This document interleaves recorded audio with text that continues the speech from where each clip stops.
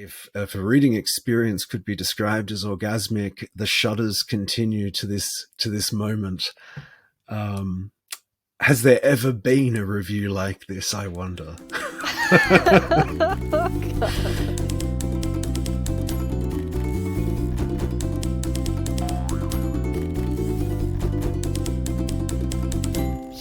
Blast off.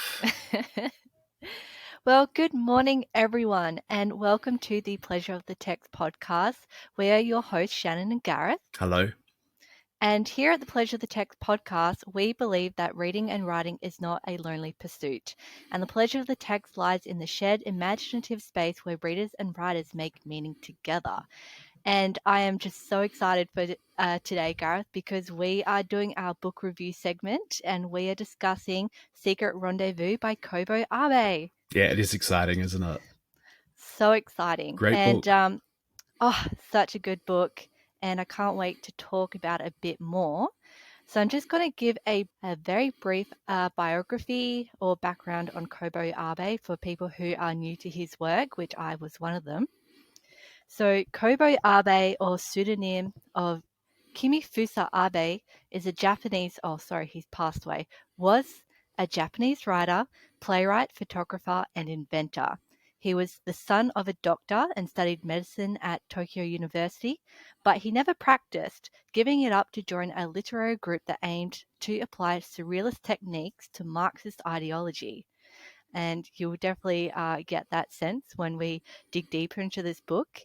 And so Abe has often been compared to Franz Kafka and Alberto Moravia for his surreal, often nightmarish explorations of individuals in contemporary society and his modernist sensibilities. So yeah, that's a bit of background on this amazing writer. Bit of a renaissance man, wasn't he? He was doing a lot of things. Yeah, he was. And his wife, we aren't really going to discuss her, but she seems to also have been involved with that literary group. She was a poet and used to do some of his artwork, I believe. Oh, wow. Okay. No, I didn't even know that. She's another of these hidden women that we'll have to look into that, actually, in a later podcast. Yeah, I found it out on, if you go to Wikipedia, it gives a little bio on her as well. And actually, I'm going to look it up right now. Why not? Let's give light to some of these hidden women. Yeah, while you're looking literature. it up, I'll just do a little plug for Virago Classics. If you're a fan of forgotten writers, actually they're not all forgotten, but Virago has a list that includes a number of writers who have been sort of overlooked by literary history, which is written by the winners, which tend to be men at the moment, but there's some fantastic titles in there. And actually, next month, I think, my book club is doing one of them by Elizabeth Taylor. Not that Elizabeth Taylor, but the writer Elizabeth Taylor, who used to actually get the actress Elizabeth Taylor's fan mail, which must have been very disconcerting. And yeah, we're doing a book of hers. I think it was her last book, Mrs. Palfrey at the Claremont. So there's one to check out. So in 1945, Abe married Machi Yamada, an artist and stage director, and the couple saw successes within their fields in similar time frames. So that's a bit of background on her, and she did illustrate Into Ice Age 4, which was one of his books that he produced in 1959. I don't have that one. No. Gonna have to get onto that. And also a big shout out to the translator, also a woman. Juliet Winters Carpenter. Yes, Juliet Winters Carpenter. Thank you very much, Juliet, for putting in the work to give us such a fantastic novel. A really, really wonderful translation. E. Dale Saunders translated the previous two novels in what we're going to find out is a trilogy. And both translations are excellent, and they're really congruent with each other. They really flow well into each other. You wouldn't know who did what.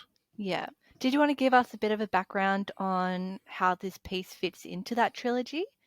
Yeah, so when we talk about trilogies, we usually mean in a narrative sense, but this isn't that kind of trilogy.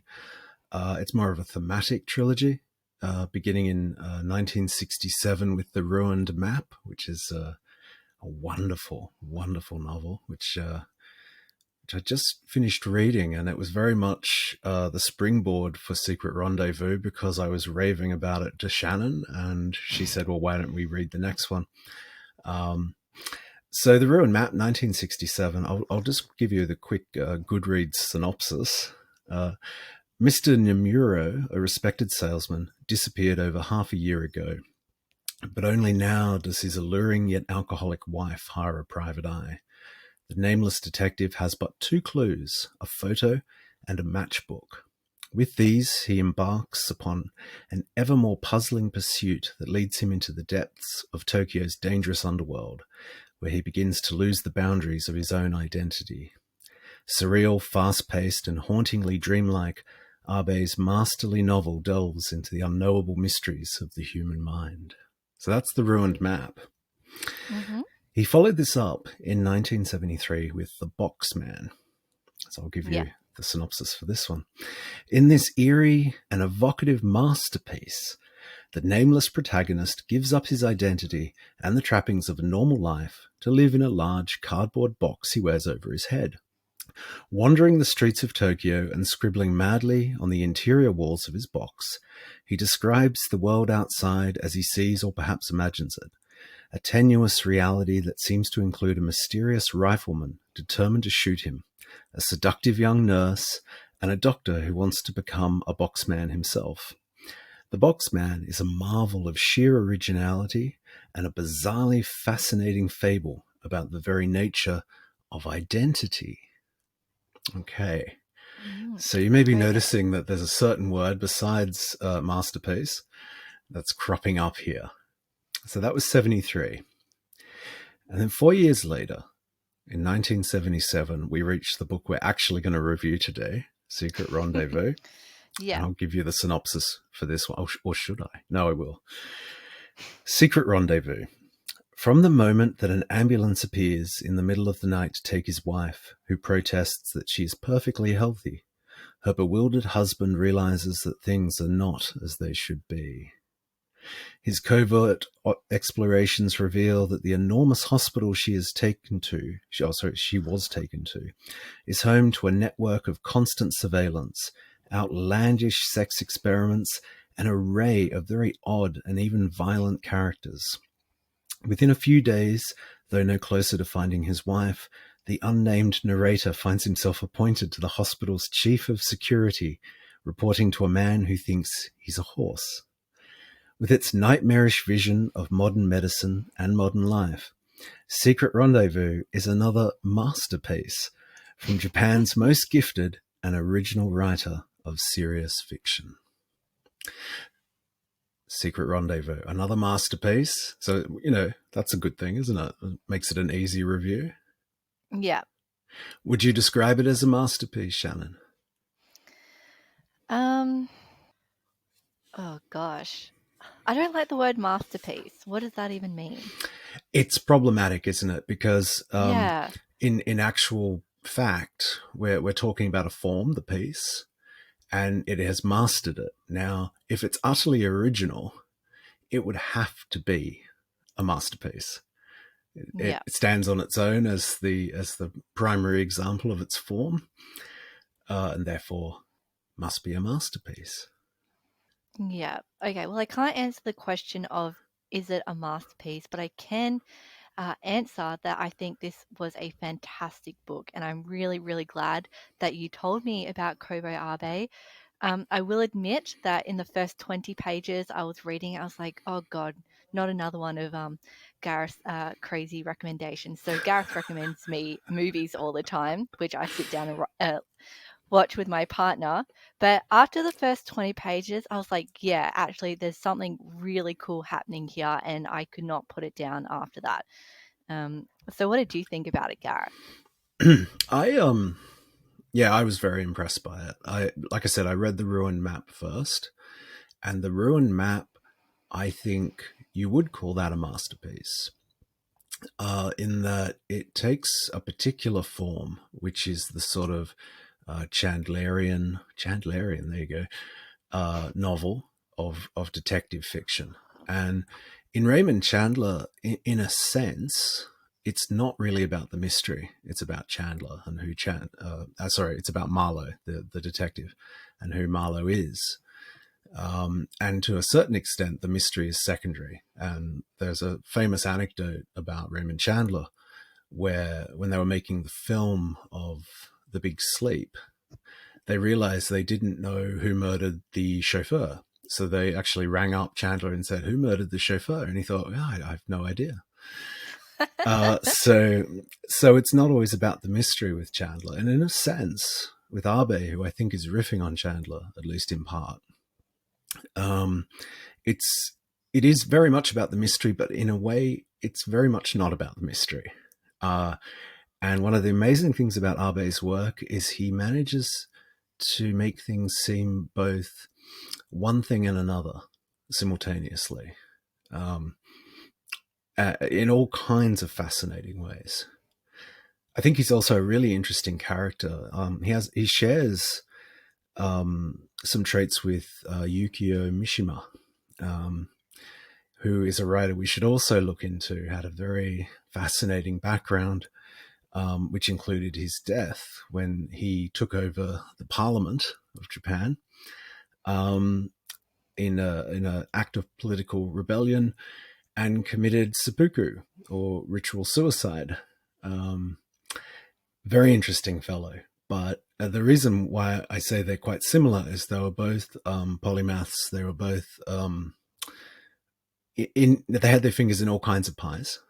Yeah. And Mishima was an actor. He did a bunch of films as well as being a very serious writer. And I note that Abe was very involved in the theatre and was an inventor. I'd love to know what he invented based on his novels. It might be quite horrendous. Yeah, so I'm just tremendously impressed by Abe as a writer, and I suspect he's not going to write a book that I don't like. But certainly, Secret Rendezvous was a winner for me. Yeah. So what was your experience with reading this? So when I got halfway through, because it's such a weird and crazy novel. So I suppose I'll talk about the main character, who doesn't have a name, Mm. but he refers to himself as the man, or in first person. Oh, So may I interject? I'm very sorry. I yeah, feel of like I course. should throw up a quick warning that there will be spoilers Spoilers. Yeah. during this podcast. And I could feel one coming. It was bubbling over the rim, so I thought I'd better chuck that in. Spoilers, folks. So if you haven't read the book yet and you intend to, I hate to say this, but switch us off and go read it and then come back in 5 minutes. All right, back to you, Yeah. Shannon. Sorry about that. Okay, go do that. um, so where was I? So yeah, the man, as he goes into this hospital and he meets these, we find out there's a bit of voyeurism. So people within the hospital have been recording people's sexual secret rendezvous, playing with themselves, masturbating, all types of crazy things. And as it progressed, I was like, oh, this is kind of like a Shutter Island situation where at the end of the book, we're going to find out he's actually in a mental institution. He's made up this whole scenario about how he had his wife. Maybe his wife died, but it did not end like that. And I'm really happy about that. Yeah, I agree. I think I'm going to keep doing this, but going back to the ruined map, I could see the ending of that one coming a mile away, and it played out exactly as I imagined and completely differently to the way I imagined, Yeah. which is quite a hard thing to explain. But and I'm not going to, because we haven't reviewed that one yet, and so we haven't done our spoiler alert. But I think that's the thing about Abe, that there's not this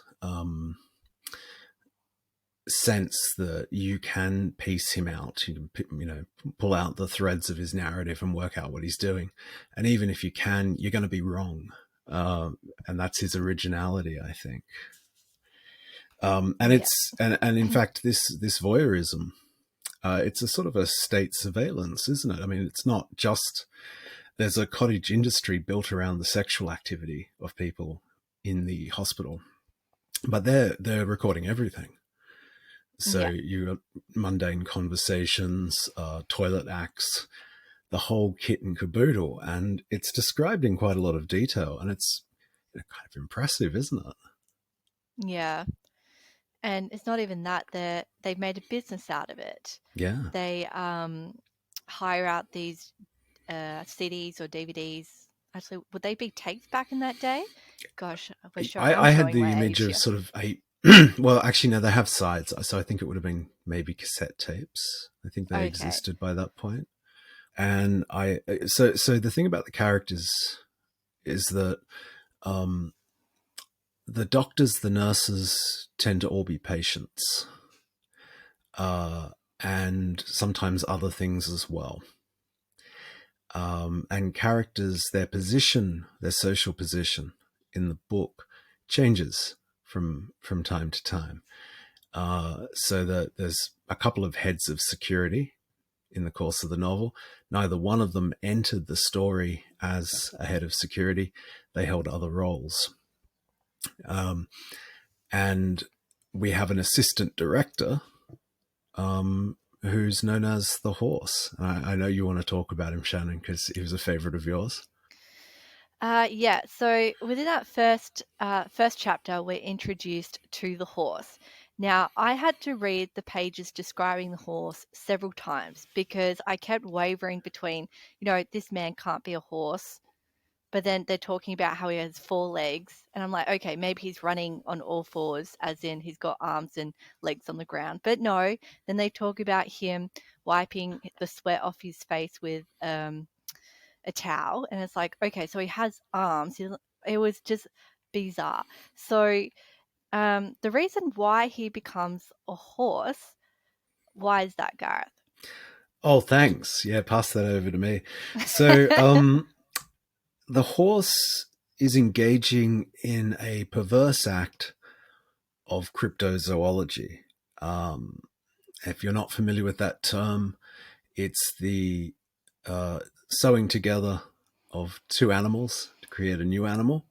The Fiji mermaid is a famous example of cryptozoology. The Fiji mermaid was the top of a monkey sewed onto the bottom of a shark. I think it was a small shark, and that was how they When made did the they do that? Fiji. Oh, that was it Barnum? P.T. Barnum, and it was part of his quote unquote freak show. People would go see the preserved remains of the Fiji mermaid, and their imaginations would wander. Um, Yeah. so the assistant director is the horse, and he's some other things besides. The reason why he takes the bottom half of a horse and attaches, I suppose you wouldn't take the top half, would you? But the main reason he takes the bottom half of a horse is for its enormous penis, which he plans to use in sex acts on the daughter of the head of security. Wait. But it's not the bottom of a horse, it's the bottom of another man. No, I actually have sort of in my head, it Okay. has become the bottom of a horse. I mean, we were kind of conditioned to believe that, weren't we? Because almost every room that our main character enters, there's a picture of two horses engaging in sexual intercourse, and every time the sexual organ gets bigger and bigger and bigger. So I can see why you would think it's the bottom of a horse. Yeah, and consciously I realize it's the bottom half of the head of security. Yes. Nevertheless, when I visualize it, it's always the bottom half of a horse. Isn't that Yeah. strange?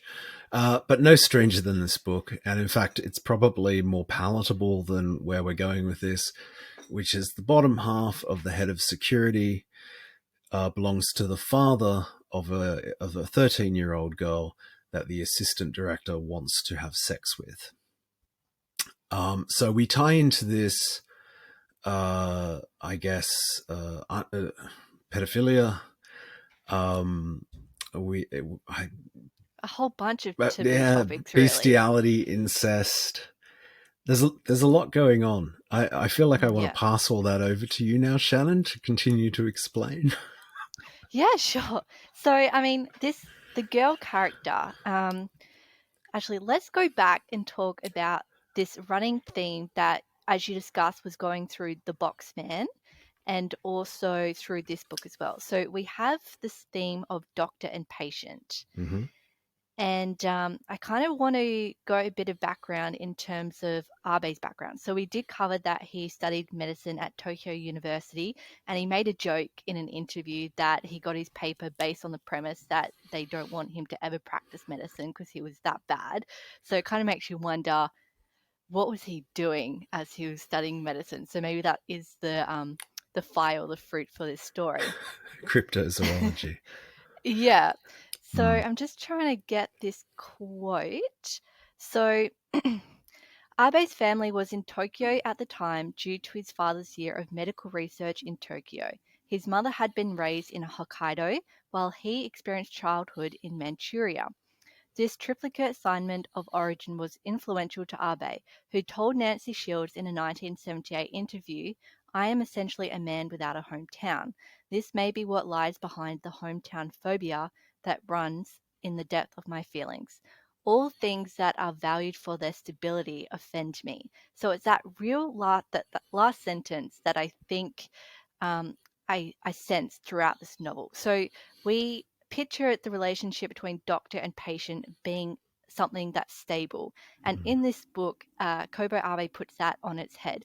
And as you said, there's dual personalities throughout all of this, where doctors are patients and patients are doctors. They're not just one and the same thing. And I'm going to read out from the book where it kind of talks about this in a lot of detail and really kind of elucidate what he's trying to create here. Okay. So in this part, he's talking to the horseman, the assistant director. And this is the horseman's response. "When a person is hurt, the important thing isn't sympathy for the pain, but somebody to stop the bleeding, disinfect the wound, and sew it up. You have to treat the injured person not like a human being with a wound, but like a human wound. For a doctor who's used to such relationships, nothing is more maddening than a patient who acts like a goddamn human being. To keep from arousing his doctor's anger, the patient tries to stop being human. The doctor becomes more and more alone, his nerves go on edge, and he drifts farther and farther from humanity. I guess you can even say a prejudice against patients is one requirement for a great doctor. Paradoxically, though, the loneliness of doctors is itself the most human thing that there is. Only man has turned away from the law of survival of the fittest, taken up the weak and ailing, and guaranteed their right to survival. So heroes perish, but the weak live on. One measure of a civilization, in fact, is the percentage of misfits in society. There is even a political scientist, anonymous, who claims that our modern age is an age of the patient, by the patient, and for the patient. So people shouldn't go around complaining that this is a sick age. In a way, the doctor's loneliness is the patient's right.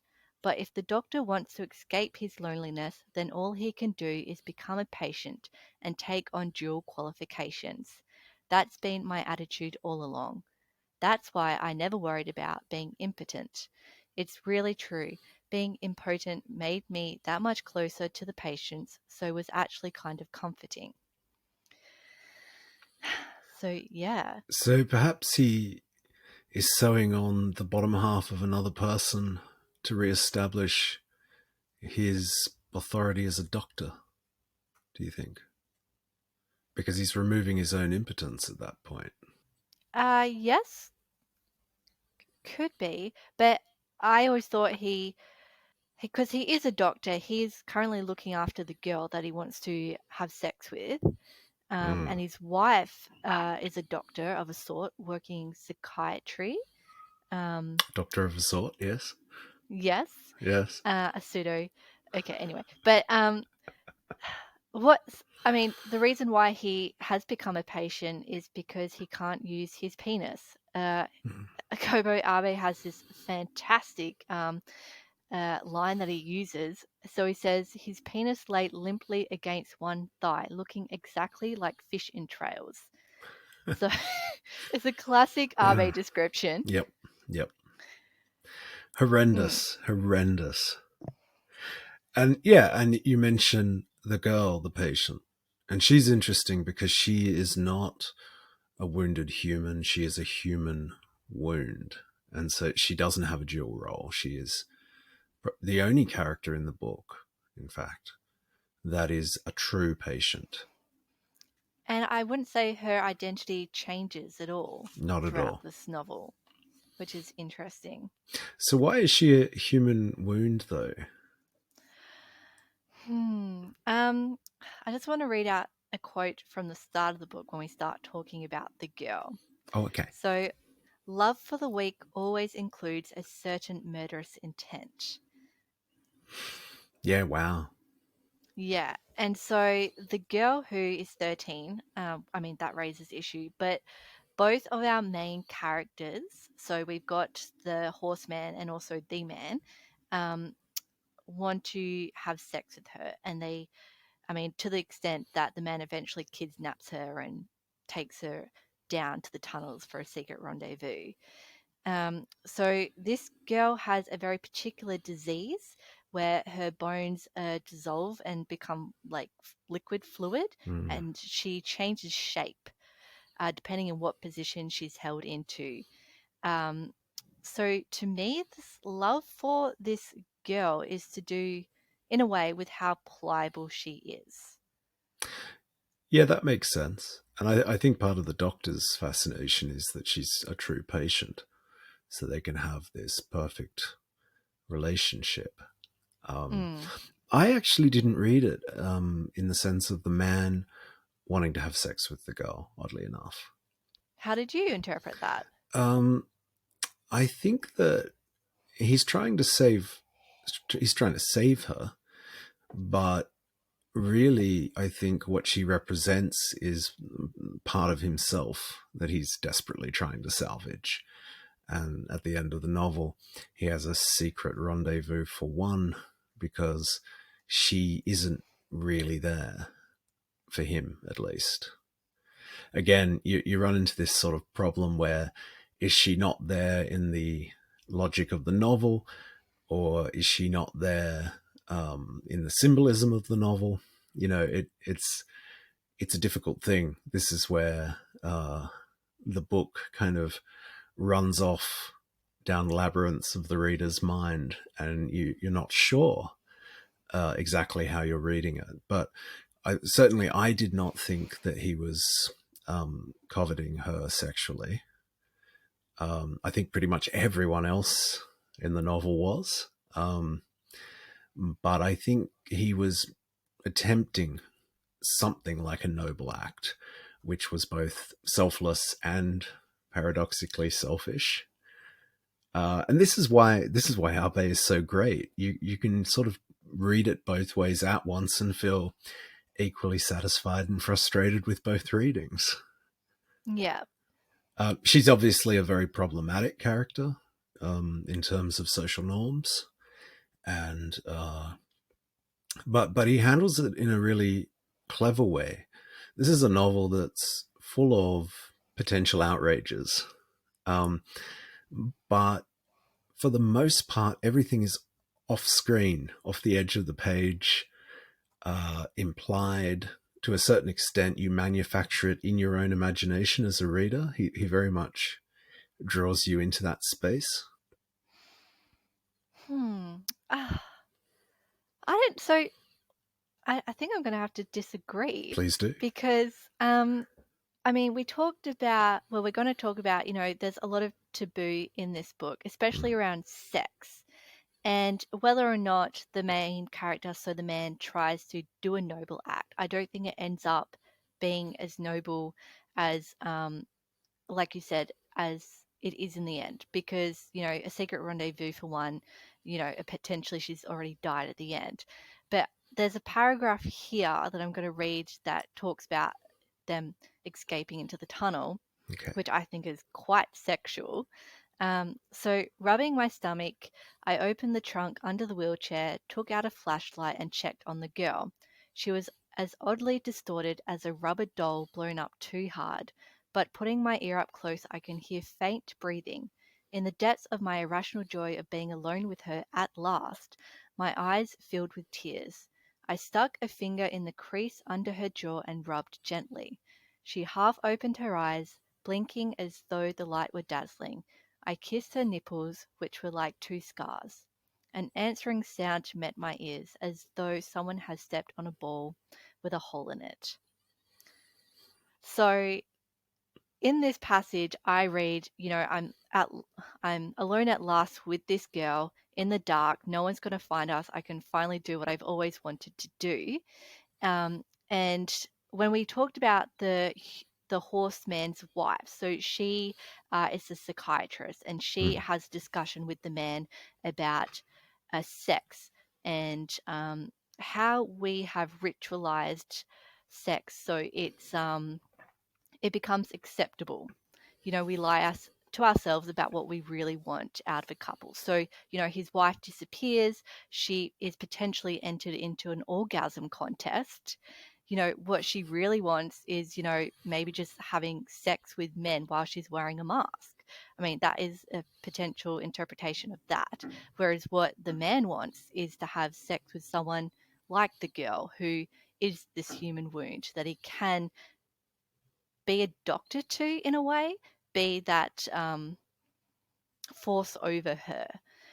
So kind of to wrap up what I'm trying to get to is so this is the conversation that the man has with the horseman's wife. Mm. She even told me frankly all about her reasons for separating from her husband, which is the horseman. The day they married, they had made a bizarre agreement to confirm all their conversations with each other using the lie detector.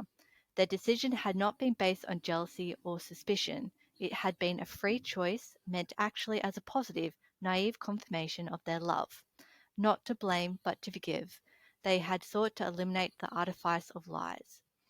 Results had undermined all their expectations, producing just the opposite effect from that intended. Day after day, the vital tension between them had weakened until in the end nothing was left but an empty space like unexposed film.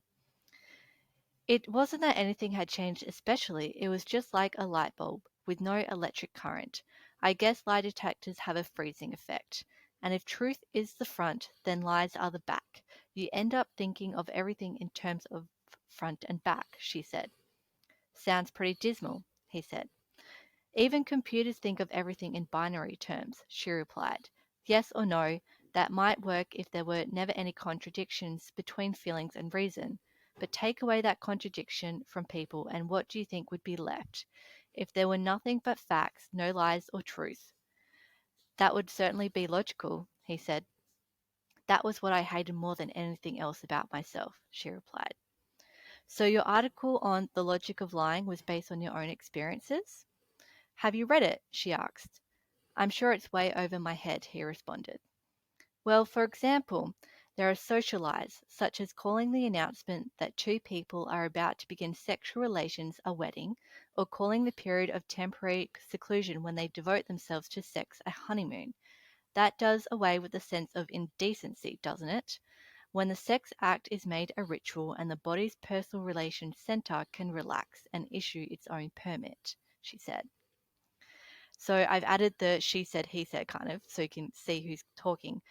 But when she's saying this, we're talking about, I mean, we've got rape in this, we've got in bestiality, we've got sex potentially with a minor. These are all indecent things and voyeurism that we don't want to ever discuss.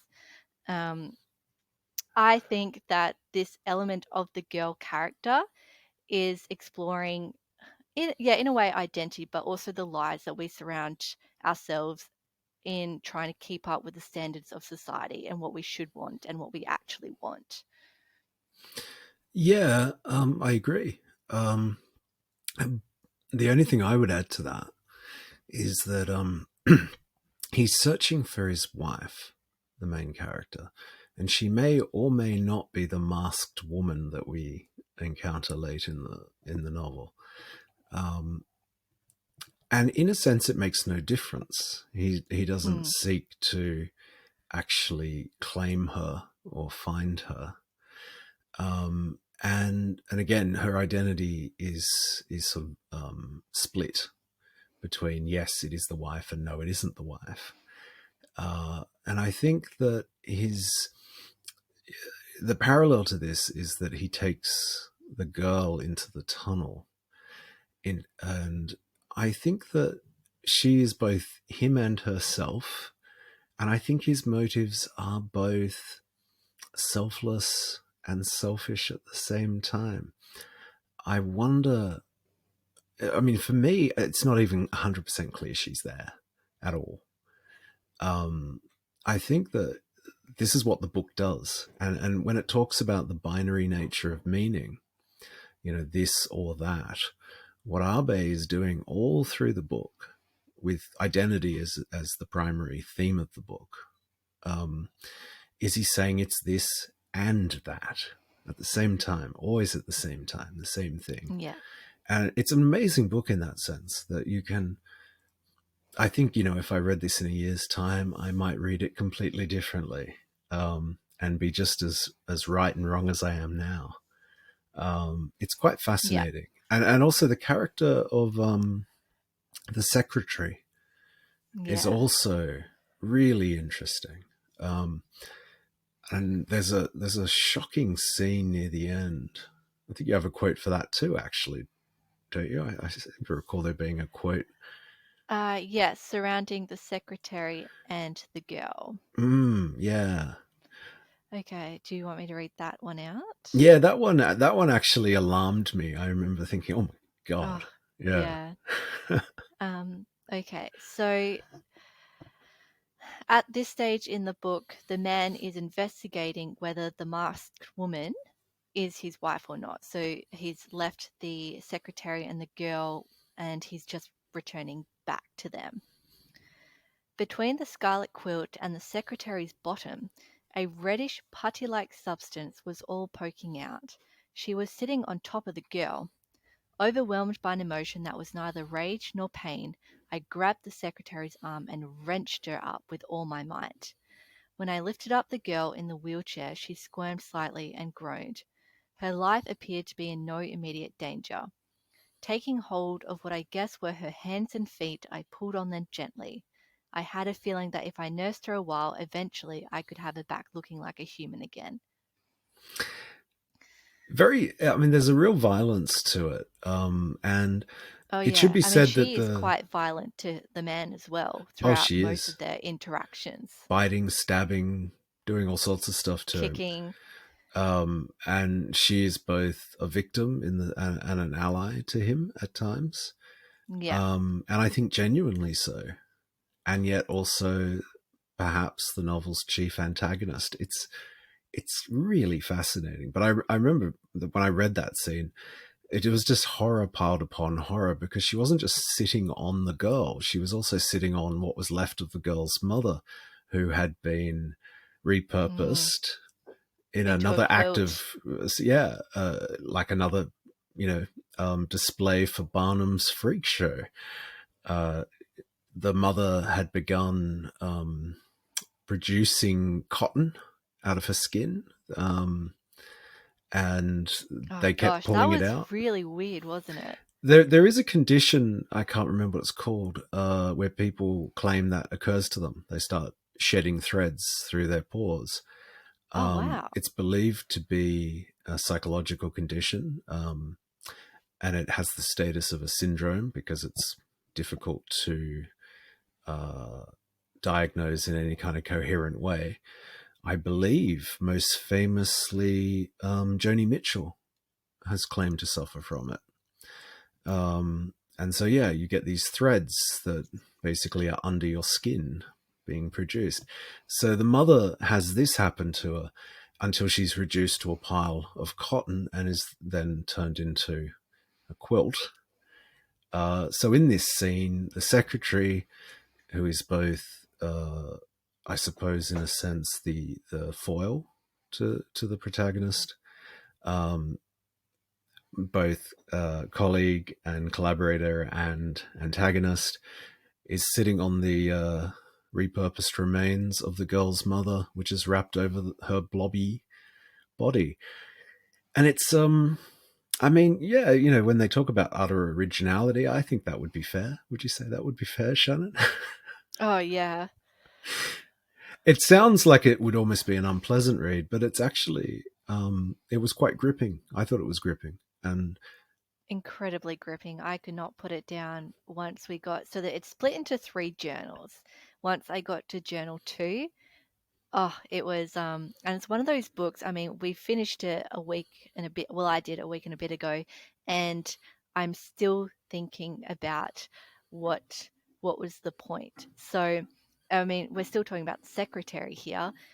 She mentioned she has been raped by the assistant director, no, it was by the head of the security, who was the head of security, previously an audio the technician, I engineer. believe. Yeah, Yeah. yeah. And Um, then he got promoted to head of security, and I think that was her idea. Yeah, and then she ends up killing him, not her, but ordering 5 men to kill him. We did say spoiler alert, didn't we? Yes, Yeah, there's we a did. murder. Um, but throughout this book, she is always saying, you're my type. Why are you searching for your wife so hard? And then it gets referred to that she's a test tube baby, which I find quite funny. And because she's a test tube baby, she's devoid of all emotion. And she reacts differently to the sexual experiments done on her. Now, I don't know if that's because of the rape that happened or because of the test tube situation. The test tube situation. Yeah, Yeah, I mean, who knows? Who knows? yeah. And then the descriptions of the secretary it changes. Like you said, she at one stage she's this very gorgeous sexual being, and then at other times she's grotesque in a way, viewed by the man. And I mean, I still can't figure out what was the deal with the moon shoes. Oh, What the what did jump you take about? shoes. Yeah, that made him Yeah. run super fast. I don't know, but I have to say, so these jump shoes, they allow you to run really fast and jump really high. And I had this weird image float into my head of, they've got all these sex experiments going on. I had this sort of rather odd image in my head of a Nike ad in Japan, obviously, Yeah, with the slogan "Just Do It," and just scenes from Kobo Abe's book with all the characters wearing Nike branded jump shoes. and just doing it. Just doing it. Just doing it. I'm winking I'm winking here. Just do it because this whole book is just a sexual experiment. I mean, it was kind of odd. The jump shoes didn't need to be there, and Well, I love that they are. that's the reason why I originally thought this was a Shutter Island situation because I'm like, because he goes on about how he's a salesperson, how he wants to talk to the president about, taking over a division, becoming department leader or something like that. And I'm like, jump shoes? Really? That's just who thinks of that? But obviously Kobo Abe did. He certainly, well, he was an inventor. He may have actually made some jump shoes. Oh, actually, yeah, you're right. Yeah. Yeah, it's a good question. I mean, it's much more sophisticated. I think I haven't seen Shutter Island, but I have seen the trailer, and that's why I haven't seen Shutter Island. But I understand that it's a modern film noir, but it's effectively running on the concept of it was all a dream. Yeah. Whereas I think in Abe, the space for dreaming isn't there. Everything is so dreamlike. It's both all at once. There would never be that kind of crude division of one thing and the other. That would be very Yeah. un-Abe.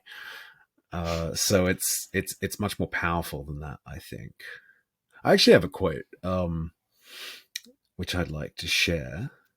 because I think uh, Abe might be an original, but he definitely exists within a lineage in writing. Yeah. Um, uh, I found an article online, Kobo Abe, Three Must-Read Genius Surreal Novels by Will Heath um, of booksandbow.com. Now, I should say from the get-go, I'm a big fan of booksandbow.com. I like to watch their videos, like and subscribe. And I've discovered through them a number of Japanese and Korean authors that I might not otherwise have found, at least not so quickly. Um, and yeah, I would suggest that anyone listening to this go check them out. Um, and I don't know, tell them we sent you. Like and subscribe. Okay, so anyway, Shameless plug right there. oh yes, absolutely, no shame here at all. So this is what Will Heath wrote about Kobo Abe's position, I guess, in the canon. Um, in particular, referring to Secret Rendezvous. Of all of Kobo Abe's novels, Secret Rendezvous is the one which so many inspired works can be traced back to. Similarly, it is the one most obviously inspired by the man Abe is so often compared to, Franz Kafka. It's evident just how inspired Murakami, and when I say Murakami, I'm talking about Haruki Murakami, must have been by the works of Kobo Abe and Secret Rendezvous in particular. So much of the tone, characters, and events of the Wind Up Bird Chronicle, which is arguably Murakami's masterpiece, can be found in the architecture of Secret Rendezvous. Beyond Murakami, there are clear links between the genetics of this novel and The Factory by Hiroko Oyamada. Now I'll just interrupt myself again to say The Factory by Hiroko Oyamada is now on my reading list because Books and Bow know what they're talking about. So apparently this is one that we should all be reading. So I'll be doing that. Back to the quote. While Secret Rendezvous is so explicitly inspired by, and even reads like an homage to the works of Franz Kafka, it also takes on a life of its own and has its own unique themes to explore. Kafka was intensely obsessed with the paralyzing, confusing, alienating, inhuman bureaucracy of post-industrial Western life. Secret Rendezvous, on the other hand, is more concerned with how our jobs, our roles, our relationships, and even our places of working and living seem to mold and shape us into ugly, unknowable, unhelpful things. Alienation is still a key Kafkaesque theme here, but it's what causes that alienation and what it leads to that makes Abe's novel uniquely its own piece of art. So Yes. I think that's a very Oh, it's fantastic. insightful analysis of Secret Rendezvous. Yeah. But yeah, alienation again can be boiled down to identity. And I suppose the question this leads to is, did the book affect your own sense of identity, Shannon? Did you find yourself unsettled in that way? Yes. I don't know if my answer relates that much to identity, but given the theme of sex that runs through this book and the way that it's presented, it was almost clinical. It I felt, oh, there's nothing wrong with severing the half of a human and attaching it to another for them to have sex with that person's daughter. There's nothing wrong with taking a 13-year-old and training her to masturbate. um, like, oh, there's nothing wrong about this woman getting raped because she seems to be fine. It really kind of put the idea of what is right and wrong morality around sexual acts um, Mm. in that moment of time. I'm not, yeah. So I definitely, that's probably why throughout this book you feel that slight uneasiness, because he's defamiliarized that concept for me, and even the relationship between doctors and patients as well, and the idea of a human wound. Yeah. What about you? No, look, and I get exactly what you mean. It's you become destabilized in the moment of the reading. So you Mm, come to the book as Shannon, and it's Shannon's reading of Secret Rendezvous. Um, and so, in a sense, you own that reading, but uh, in the kind of urban slang sense, the reading starts to own you, and it starts unraveling you, and it starts reinterpreting the reader. I think I agree. I found myself quite at ease with many of these difficult concepts in the moment that I was reading, and I think that's a real tribute to his skill. I wouldn't say that I now sit comfortably with these ideas, but during the time of the reading, um, I found them much more manageable. Um, and so, as a reader, you do become destabilized. I think your identity does. And I mean, all through this story of voyeurism, we are peeping at the characters. As readers, we are peeping through the same holes, looking at the same things, yeah, and finding ourselves not wanting to leave. The hospital's a labyrinth. And part of that labyrinth, I think, is the reader's own imagination. And like I said, I know that the back half of the horse is not a horse, and yet I continually reshape it as an actual horse. yeah, To the point where when I talk to people about it, I still talk that way, uh, which is odd, because I know logically the logical, not surreal part of my brain absolutely understands the mechanics of what occurred. But I think that's the power of this book, is that it pushes your imagination into odd shapes, uh, like the wounded girl. And you almost have to keep pulling yourself back into shape, a Gareth shape. Just kind of try and push myself back into shape so that I look something like myself to myself. yeah, And yeah, I got that from this book. I think um, it's not as strong to my mind as the ruined map, because the ruined map, I think, is more engaging from the get-go, um, and provides a very familiar setting, and then makes it all tremendously unfamiliar as it goes along, to the point where you're not sure that it was ever familiar to you, and you might have been imagining that it was familiar, and that it's a very unsettling thing. And again, it ties back to identity. I assume the Boxman, which is out the second book, would have a similar effect. I think he's approaching this concept from three different angles. yeah. So, what would you give it? How many stars on the Shanometer? Try saying that Shannon, 5 times. Shanonometer. um, so I would give this a 4.5. Uh, Originally it was a 4, but because I'm still thinking about it, even beyond just having to record this podcast on our book review segment, I'm s- I'm still questioning what was the point in a good way. So that's where that extra point 5 comes from. And what about you? And did you want to read out your Goodreads review? I actually haven't written my Goodreads review yet.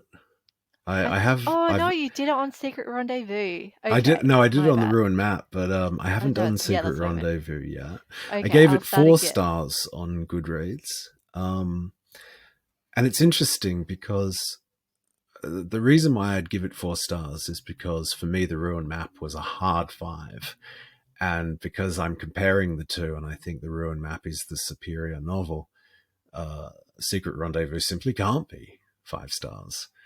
But I am finding as time goes by, it sits with me.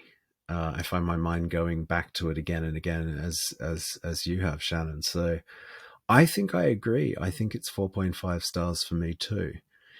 I think that there's just something intangible about it. It is a very original piece of work. Yeah. And, stories, if you want to define what a story is what happens to a reader. And this story continues to happen to me. It's been several days since I finished it, and its effects, I suppose, it's a bit like this orgasm contest that they're all engaged in, where they're timing the length of the orgasms. If a reading experience could be described as orgasmic, the shudders continue to this moment. Has there ever been a review like this, I wonder? Oh, God. That's got to be Okay. quotable, doesn't it? Wouldn't someone stick that up on a website somewhere? That's going to be the start section of this podcast. Wow. Well, there you go. Enshrined forevermore. Yeah. Okay. Moving on. Book reviews. Oh, yeah. So, I just wanted to announce the next book that we're going to be discussing on our book review segment. So to decide the genres of the books that we're going to be reading, I go online and I do a little spinner that goes through all the genres, and it landed on horror. So I have chosen House of Leaves by Mark Z. Danielewski. Mm-hmm. And I'm very, very excited because I've heard so many great things about this book from you, Gareth. You mentioned it was a great read, and I also heard it through a guy that I listened to called Tim Ferriss. And it's a really good time to buy this book because they are just doing a new release, is it?